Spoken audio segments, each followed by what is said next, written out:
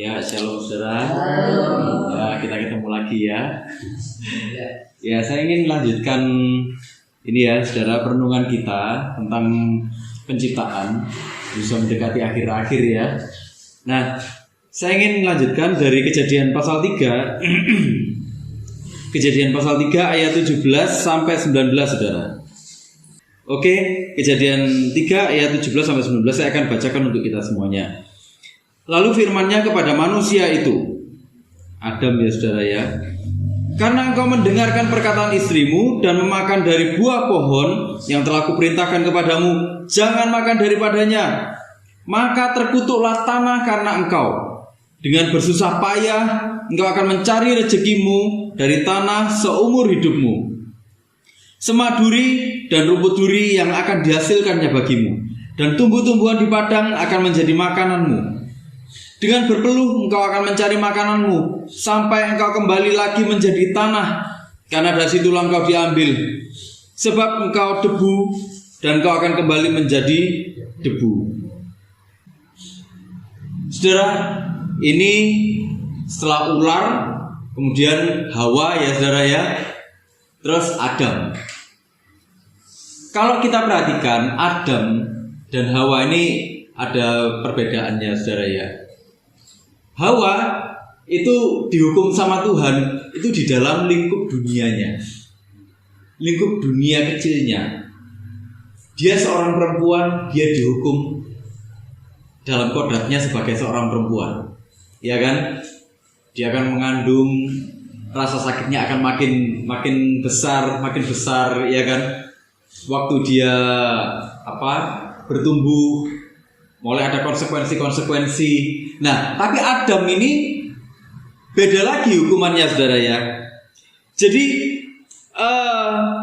Adam dihukum itu dalam hubungannya dengan dunia yang seharusnya dia taklukkan, gitu. Jadi ini berbeda dengan hukumannya Hawa. Ini skalanya lebih luas lagi, lebih besar lagi skalanya Adam ini. Saudara, kenapa? Karena Adam ini seharusnya melindungi istrinya, ya. Adam ini seharusnya melindungi istrinya, tapi dia tidak melakukan itu. Saya yakin sebenarnya iblis, ular itu kan sudah memprovokasi ini sejak lama.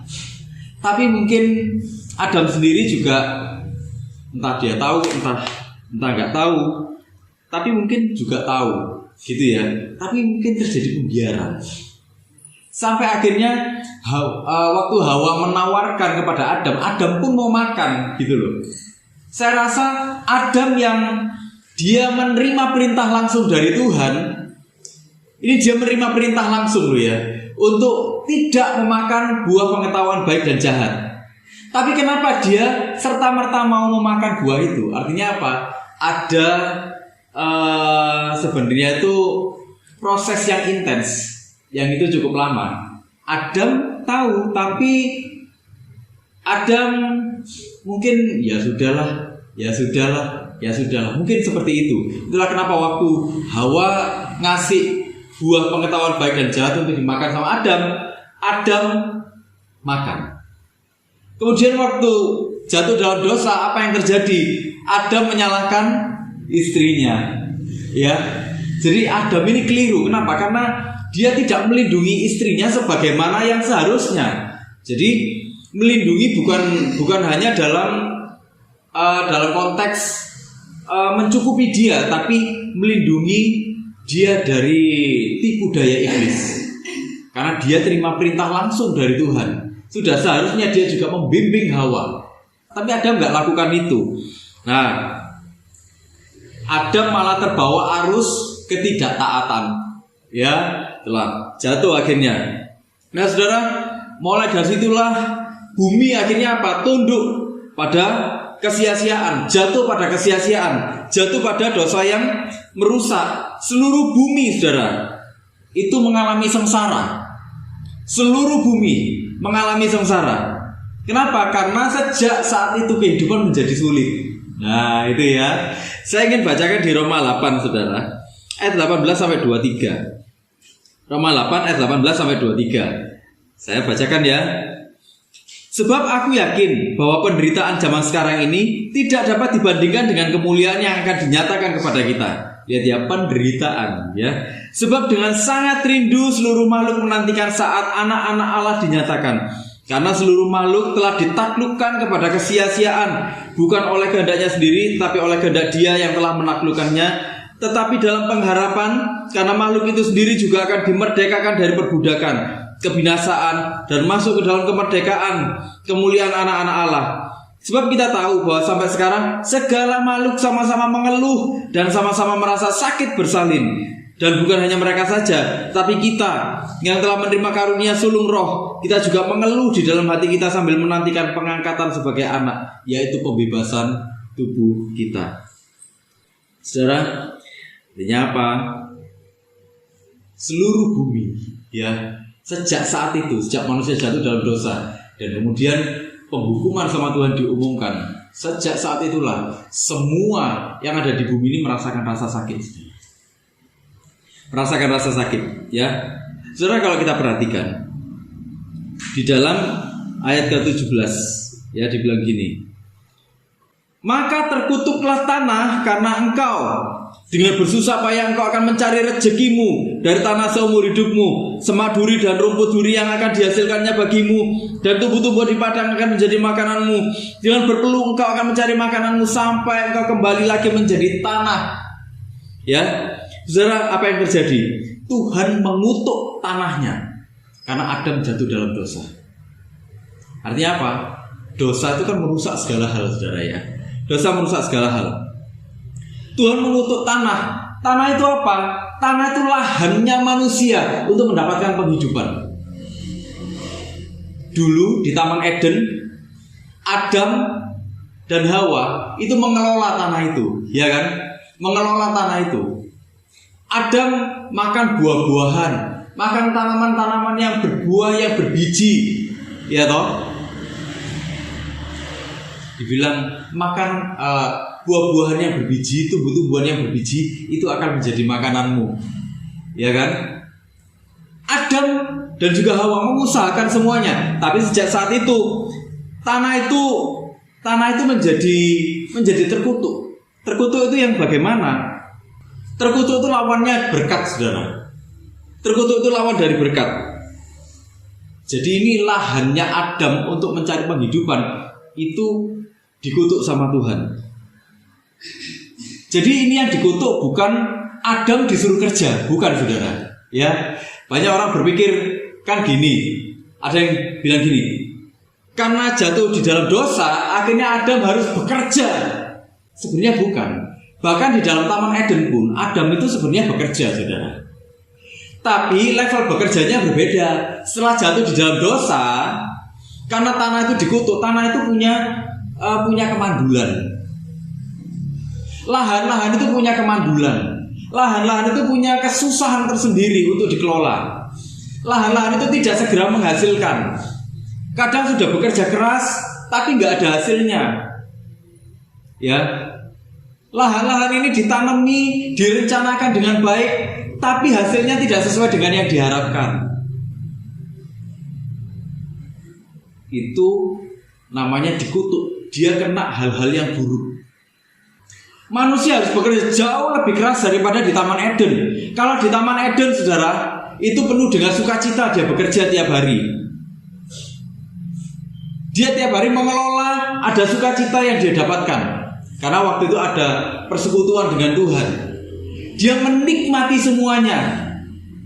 Ya, dia menikmati semuanya. Semuanya itu terasa mudah. Kalau kita bandingkan dengan apa yang terjadi di sini, engkau akan berpeluh, ya kan? Bekerja dengan sangat keras. Beda dengan di Taman Eden. Di Taman Eden mereka nggak bekerja begitu keras.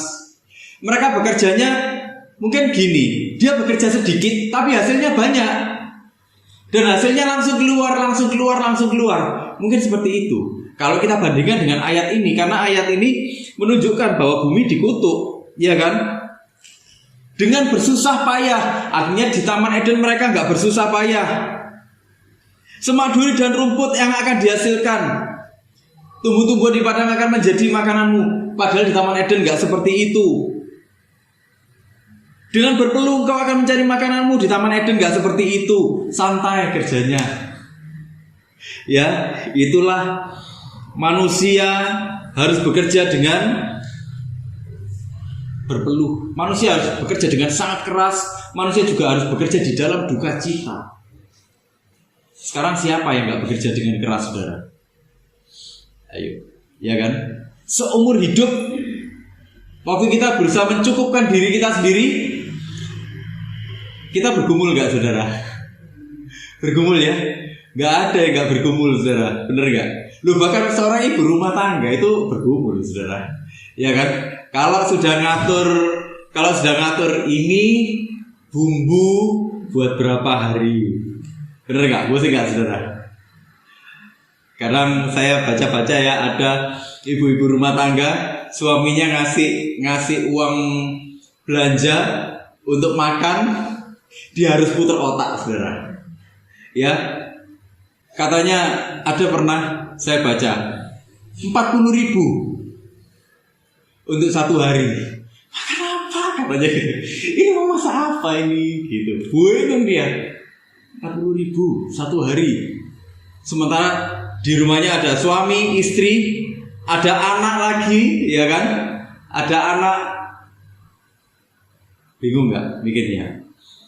Belum lagi kalau nanti ngatur anak sekolah, bayar uang sekolahnya bagaimana? Ya toh? Nah, ini dari sisi ibu rumah tangga. Kalau dari suami, dari sisinya suami, kerja.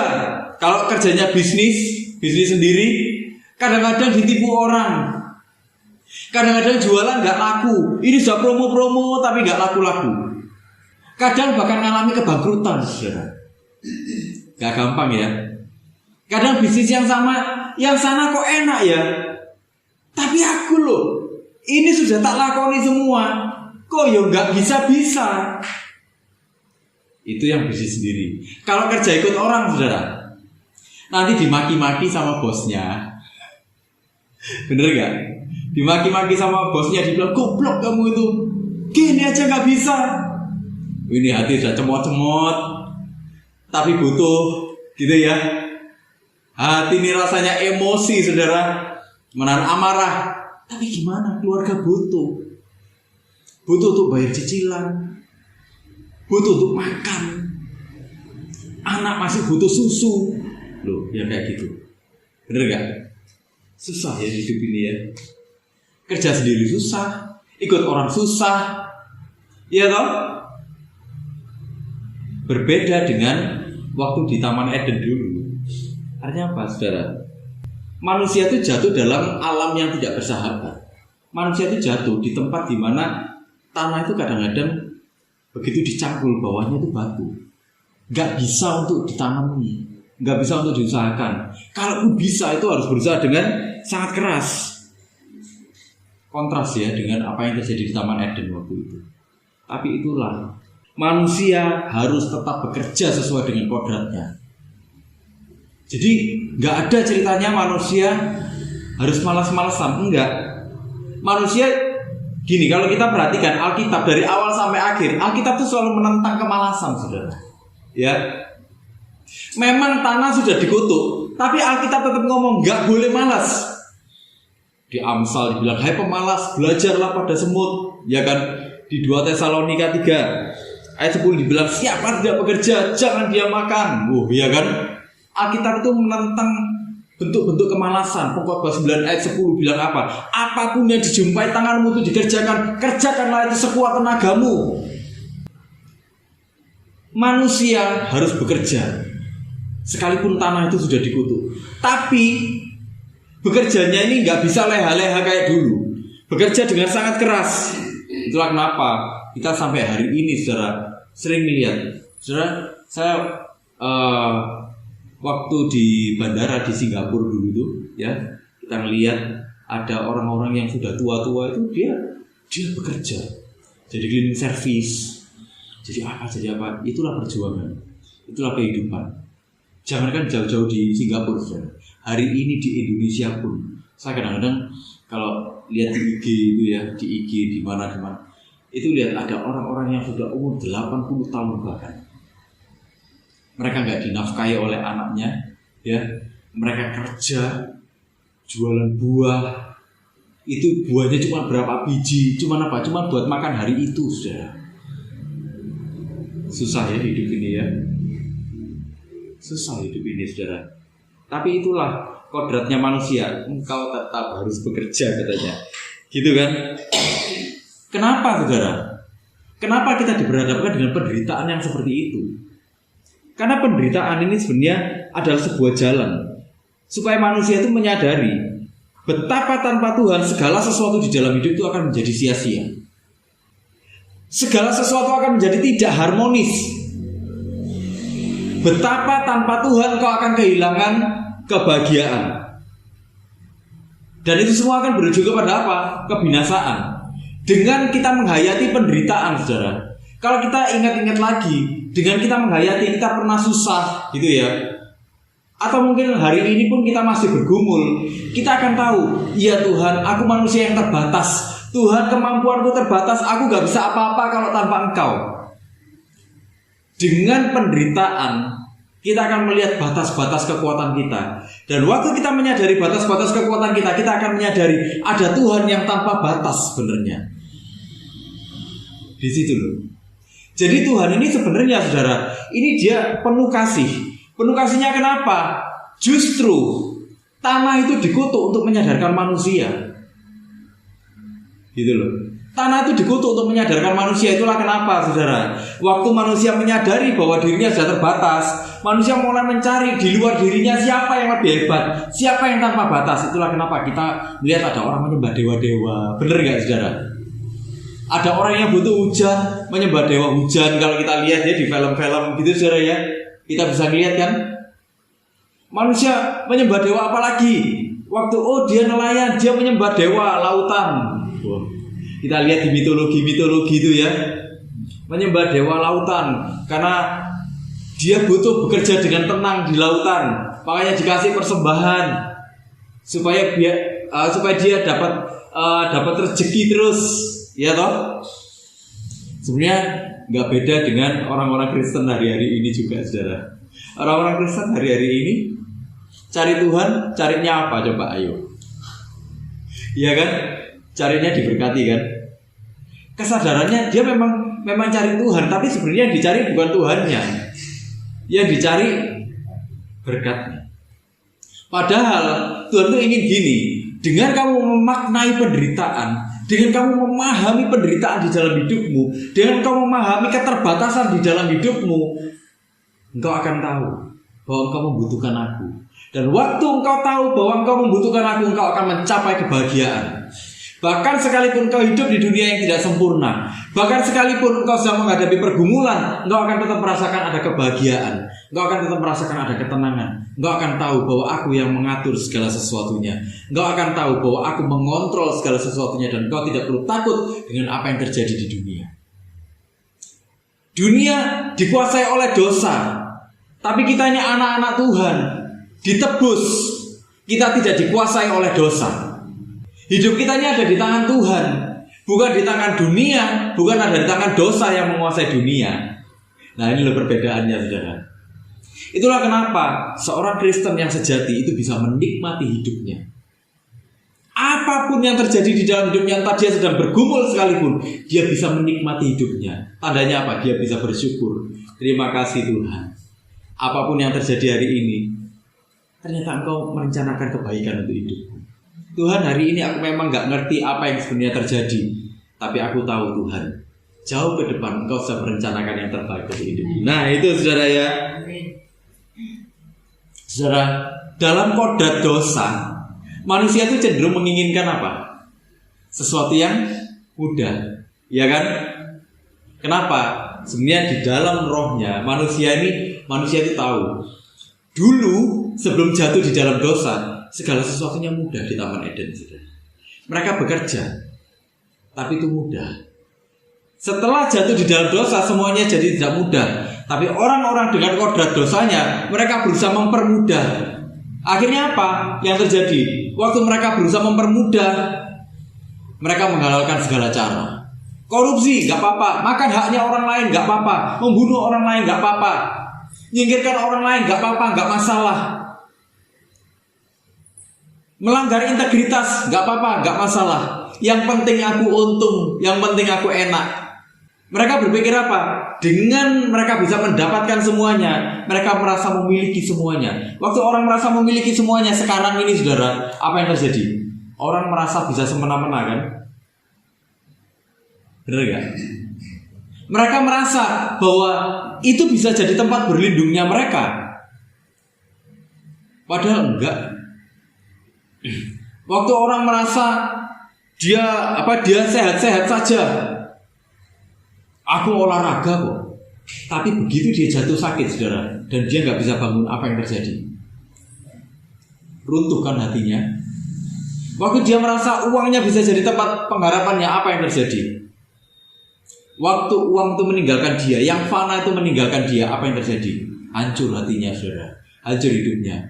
Kalau kita lihat ya fenomena caleg-caleg gagal, saudara. Ya, sekarang ini bahkan kalau pemilu akhirnya disiapkan apa, saudara? Unit-unit khusus untuk menangani caleg-caleg yang gagal, kan? Yang frustasi, terus mereka apa? Stres, jadi gila. Iya toh? Disediakan unit-unit yang khusus. Kenapa? Karena itu pengharapannya mereka. Tuhan nggak mau yang seperti itu. Tuhan ini sebenarnya ingin gini, saudara. Ya, ini kasihnya Tuhan. Bahkan di dalam dosa, manusia yang jatuh di dalam dosa, dan ini pasti mengalami kematian, Tuhan dulu masih mengembalikan manusia, kasih jalan manusia untuk kembali memulihkan hubungan dengan Tuhan. Luar biasa ya kasihnya Tuhan ini, saudara ya. Kita kalau mendalami kejadian ini, kitab kejadian ini, kita akan melihat betapa besarnya kasih Tuhan di dalam hidup kita. Betapa berartinya hidup kita ini. Kita ini loh sudah mokong. Kita ini sudah gak karu-karuan, dibela-belani sama Tuhan, gitu loh.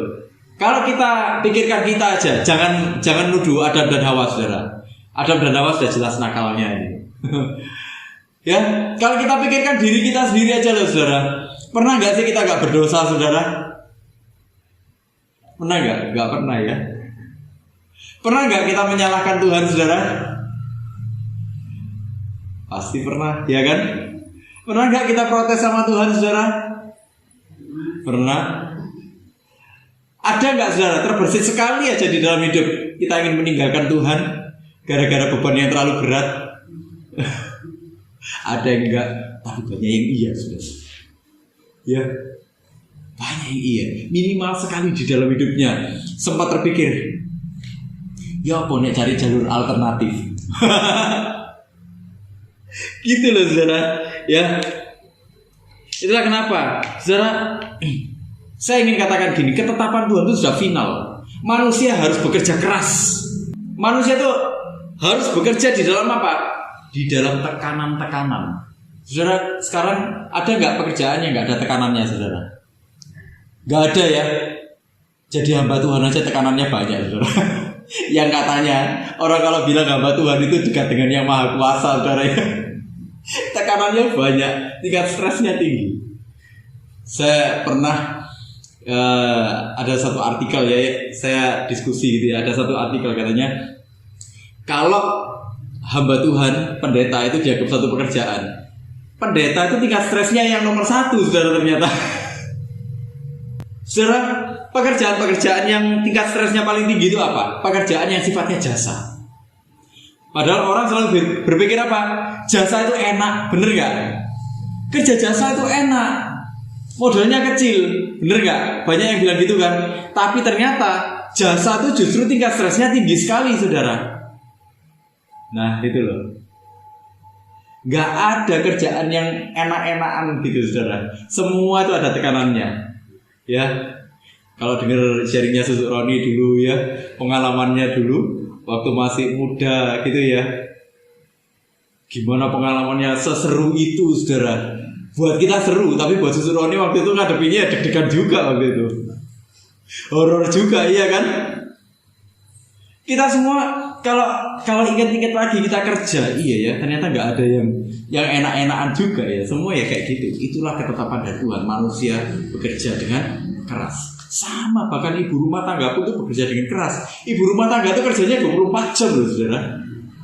Ya masak, ya ngepel, apalagi saudara, nyuci, ngawasi anak, nah, umat, ya kan, ngurus kulkas.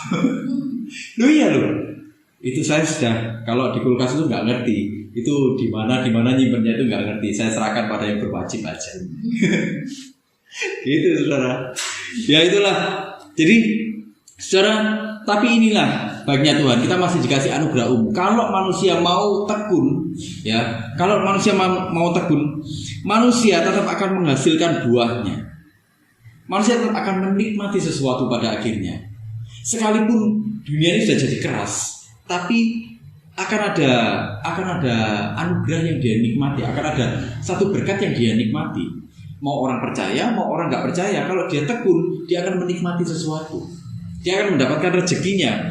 Itulah kenapa dibilang di ayat 17, ya, dengan bersusah payah engkau akan mencari rezekimu. Artinya kalau kita mau tekun, kita mau bersusah payah, kita akan tetap mendapatkan rezeki.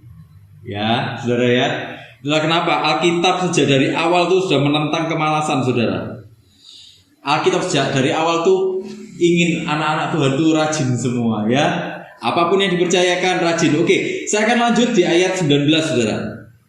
Dibilang gini, dengan berpeluh engkau akan mencari makananmu sampai engkau kembali lagi menjadi tanah, karena dari situlah engkau diambil.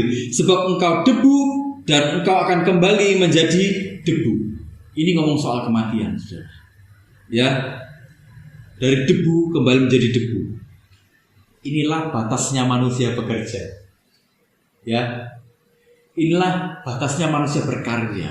Inilah batasnya manusia itu berusaha. Karena bagi Tuhan, berkarya, berusaha, bekerja itu adalah tanda bahwa manusia masih hidup. Di 2 Tesalonika 3 ayat 10 dibilang kan, siapa tidak bekerja, jangan dia makan. Artinya semua harus berkarya. Gitu ya. Tapi kematian itu juga tanda apa? Bahwa firman Allah itu presisi. Firman Allah itu ya dan amin. Firman Allah itu pasti terjadi. Di Kejadian 2 ayat 17 dibilang gini, saudara. Ya, ini instruksinya kepada Adam, kita pernah bahas. Tetapi pohon pengetahuan tentang yang baik dan yang jahat itu janganlah kau makan buahnya, sebab pada hari engkau memakannya pastilah engkau mati. Nah, saudara, di pasal ketiga ini, ya, Tuhan gak ingkar kan, saudara. Manusia mulai detik itu manusia ada umurnya. Kalau kita lihat, kalau kita nanti lanjutkan, kita akan tahu Adam umurnya berapa ratus tahun, ya kan? Nanti anak-anaknya Adam itu semua, ya, berapa ratus tahun, semua ada umurnya. Artinya apa? Firman Tuhan, kalau dia sudah berfirman itu ya dan amin. Tuhan tidak akan ingkar. Saya ingin bacakan di Yesaya 55 ayat 11, saudara. Dibilang gini, demikianlah firmanku yang keluar dari mulutku, ia tidak akan kembali kepadaku dengan sia-sia, tetapi ia akan melaksanakan apa yang kukehendaki dan akan berhasil dalam apa yang kusuruhkan kepadanya. Kenapa firman Tuhan itu ya dan amin, saudara? Jawabannya ada di Yohanes 1 ayat 1, saudara. Yohanes 1 ayat 1. Ini ayat terkenal sekali. Pada mulanya adalah firman, firman itu bersama-sama dengan Allah, dan firman itu adalah Allah. Saudara, saya ingin katakan gini. Sekalipun dosa itu sudah membuat kekacauan, sekalipun dosa itu mendatangkan kebinasaan, kita bisa tetap percaya kepada Tuhan yang selalu presisi firman-Nya, yang selalu menepati janjinya. Kita pernah bahas, ya, waktu Tuhan bilang gini sama si ular ini, aku akan mengadakan permusuhan antara aku dengan engkau, ya kan? Waktu itu kita bahas soal apa? Proto Evangelium. Itu jadi kabar baik yang pertama kali, itu Injil, berita Injil yang pertama kali yang disampaikan oleh Tuhan kepada manusia. Oh, nanti suatu saat akan ada penebusan. Adam dan Hawa waktu itu gak ngerti, saudara. Tapi Tuhan sudah memaklumkan satu rencana bahwa manusia pasti akan diselamatkan, dan itu terjadi. digenapi. Artinya apa, saudara? Kita bisa percaya kepada Tuhan yang firman-Nya itu presisi, yang firman-Nya itu ya dan amin. Dunia memang sudah penuh dengan kekacauan, saudara. Kita semua pasti mati nanti suatu saat.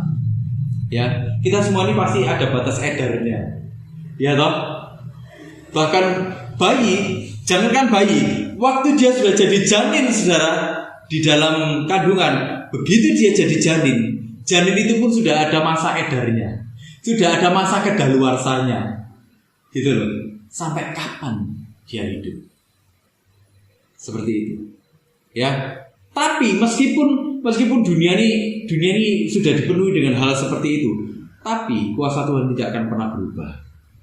Firman-Nya selalu ya dan amin. Waktu dia bilang di Alkitab, dia bilang gini, ketahuilah aku menyertai kamu sampai akhir zaman. Artinya apa? Kalau dia sudah bilang dia menyertai kita sampai akhir zaman, saudara, dia akan menyertai kita. Sungguh-sungguh dia akan menyertai kita. Dia tidak akan ingkar. Karena sang firman itu sendiri, dia yang mengucapkan janjinya. Itulah kenapa kita gak perlu takut dengan kehidupan, saudara. Itulah kenapa kita gak perlu takut dengan ketidaksempurnaannya dunia. Ketidaksempurnaan dunia ini selalu menakut-nakuti banyak orang. Benar gak, saudara? Kita semua pasti pernah merasa takut kan, saudara? Iya kan? Lihat, waduh ini apa? Dulu waktu pandemi kita takut gak, saudara? Takut, semua takut. Setelah pandemi, kita kalau dengar ada berita resesi gitu, kita ketir-ketir juga kan. Waduh, barang-barang naik lagi semua ke sini, gimana ini? Ya kan, kita semua kepikiran. Ya, tapi saudara, saya ingin katakan, bahkan dalam pergumulan, bahkan sampai waktu kita melihat ada kematian terjadi di sekeliling kita, itu hanya sebuah cara bagaimana Tuhan tuh ingin menunjukkan bahwa dosa, ya, itu mengakibatkan sesuatu yang fatal. Tapi Tuhan juga ingin menunjukkan bahwa manusia gak bisa mandiri tanpa Tuhan. Dosa memang membuat kamu mandiri, gitu loh. Jadi Tuhan tuh kayak ingin ngomong gitu, dosa tuh membuat kamu mandiri. Tapi ketahuilah bahwa kamu sebenarnya gak bisa mandiri. Karena rancangan awalmu itu bukan untuk mandiri. Rancangan awalmu itu ada bersama-sama dengan aku. Nah, kalau kamu bersama-sama dengan aku, itulah kenapa kamu akan bahagia, kamu akan menikmati kehidupan. Gitu loh, saudara. Ya, itulah cara Tuhan. Jadi penderitaan, kalau kita melihat ada penderitaan, bahkan waktu kita melihat ada kematian di sekeliling kita, saudara, jangan pernah takut. Itulah cara Tuhan menyadarkan kita. Kamu butuh Tuhan, ya. Jika kita memahami ini, saudara, kita akan kembali kepada Tuhan dan kita akan mulai bersukacita lagi, ya. Meskipun kita lagi bergumul, ya sudah, mau apa lagi dengan pergumulan ini? Inilah dunia yang gak sempurna. Nanti suatu saat kita akan bersukacita selama-lamanya, sempurna tanpa air mata, ada di sana. Tapi selama kita masih ada di sini, saudara, kita akan menghadapi itu. Tapi Tuhan tidak pernah berhenti menyertai. Amin, saudara. Ya, yuk sama-sama kita berdoa.